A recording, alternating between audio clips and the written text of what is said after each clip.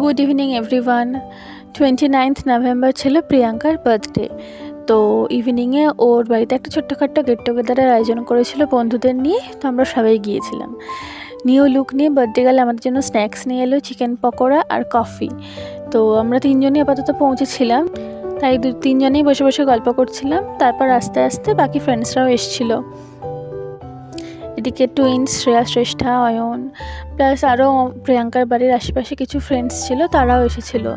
সবাই মিলে গল্প করতে করতে বেশ ভালোই সন্ধ্যাটা প্রথমে জমেছিল। তারপর বার্থডে পার্টি জমে গিয়েছিল। আমরা সব মেয়েরা নাচ গান করছিলাম, পাগলামি করছিলাম, যা সবাই অনেক দিন পরে দেখা হলে হয়। আস্তে আস্তে বাকি ফ্রেন্ডসরা যখন এলো তো ট্রুথ অ্যান্ড ডেয়ার খেললাম, আড্ডা দিলাম।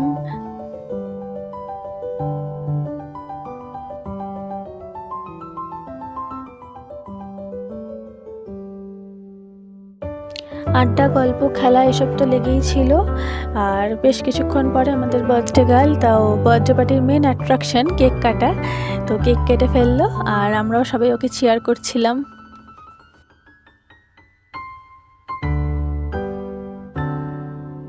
কেক কাটার পর কেক তো খেলাম, তারপর একটু পরে আমরা ডিনার করতে বসে গিয়েছিলাম।